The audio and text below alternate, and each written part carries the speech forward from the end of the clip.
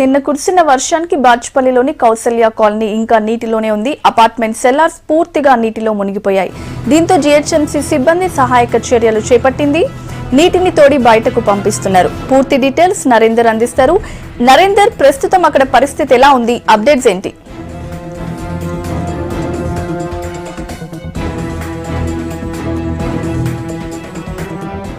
రెండు రోజులుగా నగరం మొత్తం మీద భారీ వర్షాలు కురిసిన నేపథ్యంలో మొత్తం హైదరాబాద్లోని పలు ప్రాంతాలు, లోతట్టు ప్రాంతాలు ప్రధానంగా తీవ్ర ఇబ్బందులకు గురైనటువంటి పరిస్థితి మనం చూస్తూనే ఉన్నాం. ఇక్కడ ప్రధానంగా ప్రగతి నగర్, కుకట్పల్లి పరిధిలోని ప్రగతి నగర్ కానీ, అలాగే బాచుపల్లి, అలాగే నిజాంపేట ఏరియాలు ప్రధానంగా ఎఫెక్టెడ్ కనిపించాయి. అయితే ఇప్పుడు ప్రజెంట్ మనం కౌసల్య నగర్ కాలనీ బాచుపల్లి గ్రామ పంచాయతీ పరిధిలో ఉంది. వాళ్ళంతా కూడా చాలా తీవ్ర ఇబ్బందులకు గత 2 రోజులుగా ఎదురయ్యారు. నైట్ వర్షం కొంచెం కురివడంతో కొంచెం వీళ్ళు సేద తీరినటువంటి పరిస్థితి మనకు కనిపిస్తుంది.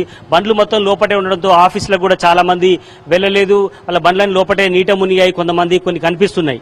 అయితే ఇక్కడ ఉన్న వాళ్ళని అడుగుదాము. ఇక్కడ ప్రజెంట్ మనకు బాచుపల్లిలో ప్రధానంగా జయదీపిక కాలనీ కానీ, Win Power colony, Poojitha enclave, Satyam valley, Rambo colony, Haritavanam colony, KRCR colony, మా విల్లాస్ లో ఎఫెక్ట్ ఎక్కువ కనిపించింది. అలాగే సాయినగర్ కొంచెం స్లమ్ ఏరియా ఉండడంతో అక్కడ మరీ చాలా ఇబ్బందిగా గురయ్యారు. ఇప్పుడు వాళ్ళు ఇప్పుడిప్పుడే జీహెచ్ఎంసీ యంత్రాంగం చర్యలు చెప్పడంతో వాళ్ళందరూ కొంచెం బయటపడే పరిస్థితి కనిపించింది. అలాగే ప్రజెంట్ మనం కౌసల్య నగర్ కాలనీలో ఉన్నాం. అక్కడ కూడా ఎఫెక్ట్ చాలా, ఈ ఏరియాలో అపార్ట్మెంట్స్ ఎక్కువ ఉండడంతో వాళ్ళందరూ కూడా ఆఫీసులకు వెళ్లకుండా ఈ బండ్లు వాళ్ళు తీయడానికి వాళ్ళ టైం అంతా వీళ్ళకే కేటాయించే పరిస్థితి ఉంది.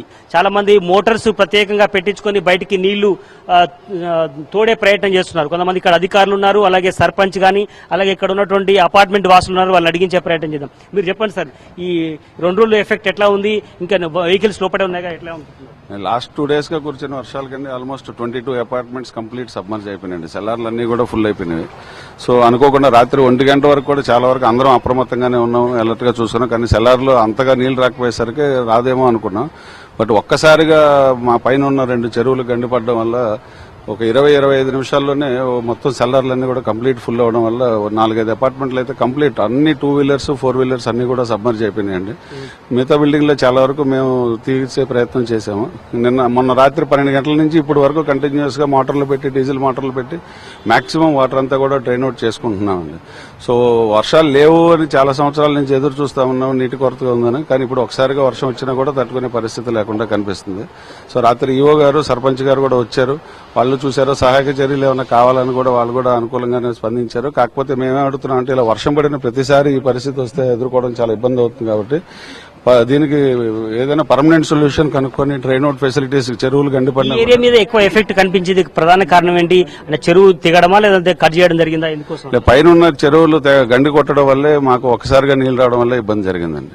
సో ఆ పరిస్థితి మళ్ళీ ఇంకోసారి చేసినప్పుడు ఆ నీళ్లు వెళ్ళడానికి ఏదైనా ఓపెన్ నాలాలు ఉండి వాటిలోంచి డ్రైన్ ఫెసిలిటీస్ కొంచెం డిజైన్ చేసి అనుకూలంగా ఉంటేనే ఇంకోసారి ఇట్లాంటి పరిస్థితి రాకుండా ఉంటుంది. రైట్. మరి కొంతమంది ఇక్కడ అధికారులు కూడా రావడం, సర్పంచ్ కానీ, మీరు చెప్పండి, దీనికి నైట్ నుంచి కానీ మానిటరింగ్ ఏమైనా చేయడం జరిగిందా? జిహెచ్ఎంసీ వాళ్ళు బయటికి వాటర్ బాచుపల్లి గ్రామ పంచాయతీ తరఫున గత 2 రోజుల నుండి కురిసిన వర్షాలకు ప్రజలకు ఇబ్బంది లేకుండా చేయడం కోసం మేము ఎక్కడెక్కడైతే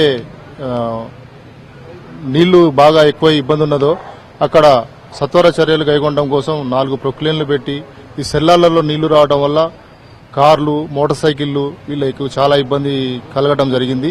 అవి తీయడానికి గ్రామ పంచాయతీ తరఫున 7-8 మోటార్లు తీసుకొచ్చి ఎక్కడైతే ఎఫెక్ట్ ఎక్కువ ఉన్నదో అక్కడ ఏర్పాటు చేసి వెంటనే తీయడానికి ప్రయత్నం చేసినా దాదాపుగా క్లియర్ చేసినాం. ఇంకా 25 నుండి 30 ఫ్లాట్లలో, అపార్ట్మెంట్లలో ఇటువంటి పరిస్థితి ఉంది. అది కూడా క్లియర్ చేయడానికి మా వంతు కర్తవ్యంగా ప్రయత్నం చేస్తున్నాం. మొత్తం అపార్ట్మెంట్స్ మొత్తం ఎన్నున్నాయి? అపార్ట్మెంట్స్ మొత్తం ఎన్నున్నాయి?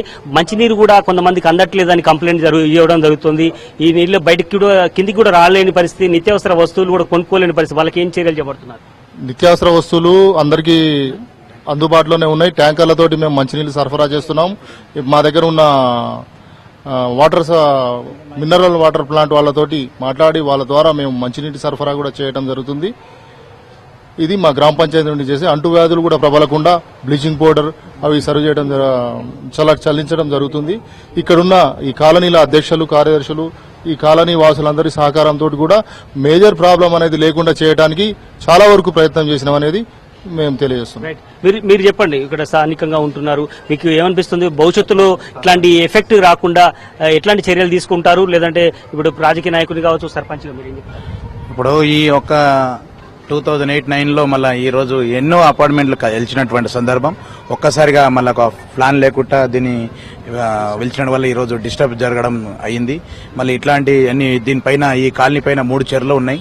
నిన్న 3 చెర్లు గండి కొట్టించకపోతే మళ్ళీ ఈ రోజు 3 చెర్లు తెగిపోయే పరిస్థితి, ఇంకా బీభత్సమయ్యే పరిస్థితి ఉండే.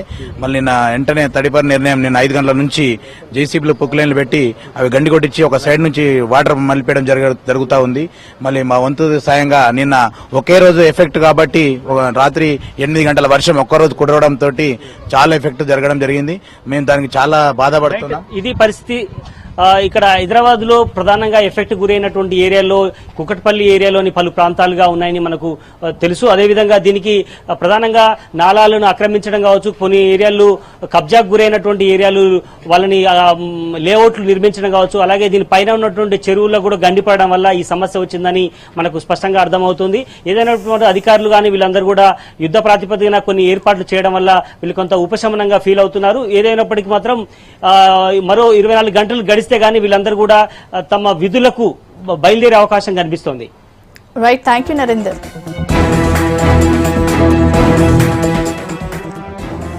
ఈ కాల్వాల్ ఏరియాలో కూడా సెల్లార్లలో ఇంకా నీళ్లున్నాయి. ఇప్పుడిప్పుడే నీళ్లను తోడిస్తున్నారు. మరిన్ని అప్డేట్స్ రాజు అందిస్తారు. రాజు, అల్వాల్లో పరిస్థితి ఎలా ఉంది?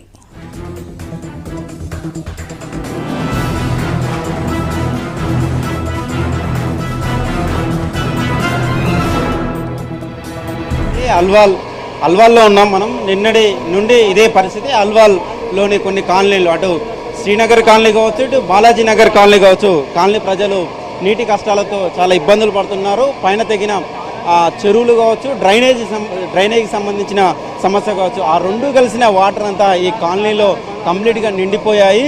అసలు బయటికి రాలేని పరిస్థితి. మనం ప్రస్తుతం అల్వాల్లోని బాలాజీ నగర్ కాలనీలోని అరుణశ్రీ అపార్ట్మెంట్ వద్ద ఉన్నాము. ఈ అపార్ట్మెంట్లో కంప్లీట్గా నీరు మొత్తం సెల్లార్లోకి వెళ్ళిపోయింది. లోపల దాదాపు 10 2 వీలర్స్ వెహికల్లో 2 కార్లు కూడా నీట మునిగినాయి. అసలు కనబడలేని పరిస్థితి. నిన్న నుండి ఇప్పటి వరకు పై కాంప్లెక్స్లో వాళ్ళు కిందికి దిగలేని పరిస్థితి. పైన వారికి ఫుడ్ కానీ ఇతర పాల ప్యాకెట్లు కానీ పైకి ఇస్తున్న పరిస్థితి ఇక్కడ ఉన్న వాళ్ళు ఇస్తున్నారు. అదేవిధంగా సెల్లార్లో వాటర్ తీయడానికి అసలు వీలు కాలేని సిచ్యువేషన్ ఉంది. కొద్దిసేపటి క్రితమే ఎయిర్టెక్ మిషన్ అండ్ ఫైర్ ఇంజిన్ 2 వచ్చి నీటిని తీస్తున్నారు. మరో 5-6 గంటలు తప్పితే కానీ ఆ నీటి తీసే పని కంప్లీట్ కాదని చెప్తున్నారు. జిహెచ్ఎంసీ అధికారులు కూడా వచ్చారు. మొత్తం వేగవంతంగా పనులు అయితే చేస్తున్నారు.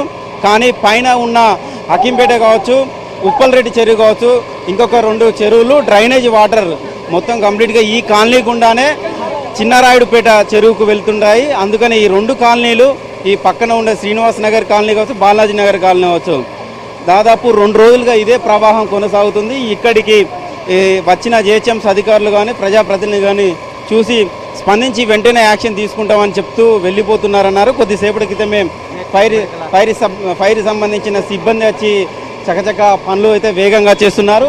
కొంతమంది ఇక్కడ అధికారులు ఉన్నారు, జిహెచ్ఎంసీ అధికారులను అడిగి తెలుసుకుందాం. అమ్మ చెప్పండి అమ్మా, ఏం జరుగుతుంది? ఎంత నీటిని తీసేవరకు ఎంత సమయం పట్టే అవకాశం ఉంది? అంటే ఇప్పుడు 2 మిషన్లు వచ్చేసాయి కదండి. ఇప్పుడు జిహెచ్ఎంసీ తరఫున ఒక ఎయిర్టెక్ మిషన్ వచ్చింది. ఫైర్ ఇంజిన్ వాళ్ళు కూడా మాకు సహాయాన్ని అందిస్తున్నారు. ఒక ఇంకా 4-5 గంటలు పట్టొచ్చండి. ఎందుకంటే మొత్తం సెల్లార్ మొత్తం నిండిపోయింది. నిన్న కూడా పాపం వాళ్ళు భోజనం లేకుండా ఇబ్బంది పడ్డారు. నైట్ మేము ప్యాకెట్స్ ప్రొవైడ్ చేశాము. అట్లనే మేము ఒక కమ్యూనిటీ సెంటర్లో ఒక రిలీఫ్ సెంటర్ లాగా తయారు చేసి పెట్టాము. నిన్న ఒక 50 ఫ్యామిలీస్ వరకు కూడా వచ్చి తలదాచుకున్నాయి. పొద్దున్నే ఇప్పుడు మళ్ళీ వాళ్ళ ఇంటికి వెళ్ళారు. మళ్ళీ 2 రోజుల వరకు కూడా ఆ క్యాంపు మేము కొనసాగిస్తాము. మొత్తం హాల్ మొత్తం క్లీన్ చేసి కార్పెట్లు వేయించేసి నైట్ భోజనం కూడా మేము ప్రొవైడ్ చేస్తున్నాము. ప్రస్తుతం అయితే రాత్రి ఎవరైతే అక్కడ ఉన్నారో వాళ్ళకి మన లోకల్ పిహెచ్సి డాక్టర్స్తో కోఆర్డినేట్ చేసుకొని చిన్న మెడికల్ క్యాంప్ లాంటిది కూడా అరేంజ్ చేసాము. జరుగుతుంది. ఎందుకంటే చాలామంది చిన్నపిల్లలు ఎఫెక్ట్ అయినారు. నీళ్లు ఇళ్లలోకి వెళ్ళిపోయి ఉన్నాయి గుడిసెల దగ్గర. ఇది కూడా ఈ నీళ్లు తీయడానికి ఒక 3-4 గంటలు పట్టొచ్చండి. ఈ నిన్నటి మీద ఈ ఉధృతి కూడా చాలా తగ్గింది. నిన్నైతే రోడ్డు మీద చాలా ఫ్లో ఉండే, బండులు వెహికల్స్ కూడా ఆ ఫ్లో తట్టుకోలేక బ్యాలెన్స్ తప్పి పడిపోయి ఉన్నారు. సో మా వంతు సాయం మేము సాయశక్తులా నిరంతరం చేస్తామండి. మా జిహెచ్ఎంసీ లేబర్ కూడా నైట్ డ్యూటీ చేస్తున్నారు, కంటిన్యూస్గా అవైలబుల్ ఉంటున్నారండి. Thank you madam. ఇక్కడ సెల్లార్ చూసుకుంటే రోడ్డుకు మధ్య భాగం వరకు, అంటే రోడ్డుకు సగం వరకు సెల్లార్ వచ్చింది. అంటే ఆడి వరకు రోడ్డు ఉండాల్సింది, సెల్లార్ మొత్తం రోడ్డుకు మధ్య భాగం రావడం వల్ల ఈ ప్రాబ్లం వచ్చిందని మీరు అనుకుంటున్నారు. ఎట్లా వాటర్ వెళ్ళింది, దీని మీద ఏమైనా చర్యలు తీసుకునే అవకాశం ఏమైనా ఉందా? అంటే అది టౌన్ ప్లానింగ్ సెక్షన్కి వస్తుందండి. నేను శానిటైజేషన్ సెక్షన్ చూస్తాను. ఇప్పుడు ఏంటంటే దానికి ఇప్పుడు గ్రావిటీ లో లెవెల్ కాబట్టి వాటర్ వెళ్ళింది. అది మన టౌన్ ప్లానింగ్ సెక్షన్ వాళ్ళు చూసుకొని తగు చర్యలు తీసుకుంటారండి వాళ్ళు. ఇది వాటర్ మాత్రము లో లెవెల్ అవటం మూలాన వెళ్ళిపోయినాయండి. అది వాటర్ మాత్రం లో లెవెల్ అవటం మూలానే వెళ్ళిపోయింది సెల్లార్, అంతకుమించి ఏం లేదు.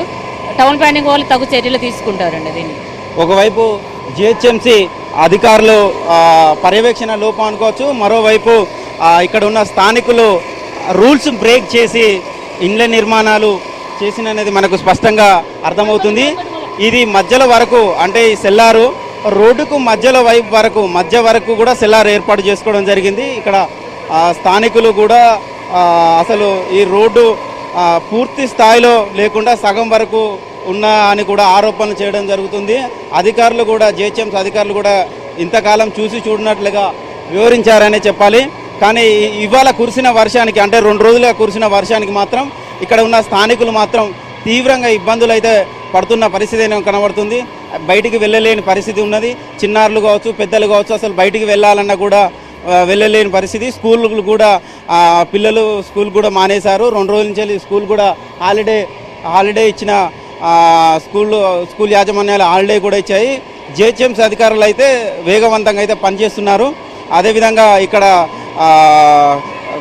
కార్పొరేషన్ సంబంధించిన కార్పొరేటర్లు కూడా వచ్చి వాళ్లకు సహకారాలు కూడా అందిస్తామని కూడా వాళ్ళు కూడా చెప్తున్నారు. కొంతమంది స్థానికులు కూడా స్వచ్ఛందంగా వచ్చి వాళ్ళకు ఆహారం కావచ్చు, పాలు కావచ్చు, వాటర్ ఫెసిలిటీస్ కావచ్చు ఇస్తున్నామని అయితే చెప్తున్నారు. చెప్పండి, ఎట్లా ఉంది ఇక్కడ పరిస్థితి? చాలా అన్యాయంగా ఉంది. మరి ఎక్కువ 24 అవర్స్ నుంచి నీళ్ళు ఏం తగ్గలేదు. ఇక్కడ నిన్న బొద్దు రామ్మోహన్ రావు వచ్చారు, మేయరు వచ్చి పరిష్కారం చేస్తామన్నారు. ఇప్పుడు వచ్చింది ఫైర్ ఇంజన్, కొద్దిగా ప్రోగ్రెస్ ఉంది. కానీ ఇక్కడ లోపల మనకు 3-4 బండ్లు సెల్లార్లో నిండిపోయినాయి, 3 బైకులు ఉన్నాయి, 3 కార్లు ఉన్నాయి. లోపల మాకు ప్రాబ్లం ఉంది ఇక్కడ లోపల. ఎట్టి పరిస్థితుల్లో తొందరగా కవర్ చేస్తే మంచిగా ఉంటుంది. చాలామంది ఇబ్బంది పడుతున్నారు. మనకు తాగడానికి నీళ్లు లేవు. మనమే సెల్లార్ వాళ్ళం అందరూ కలిసి వాటర్ ట్యాంక్ తెప్పించాం. మార్నింగ్ నీళ్ళ ప్రాబ్లం ఉంది మనకు. ఈ ఎంత తొందరగా అంత క్లియర్ చేస్తే అంత మంచిది మనకు. ఇదే అని కోరుకుంటున్నాను. మొత్తానికైతే అల్వాల్లోని శ్రీనివాస కాలనీ కావచ్చు, బాలానగర్ కాలనీ కావచ్చు, 2 పూర్తిగా అయితే జలమయమయ్యాయి.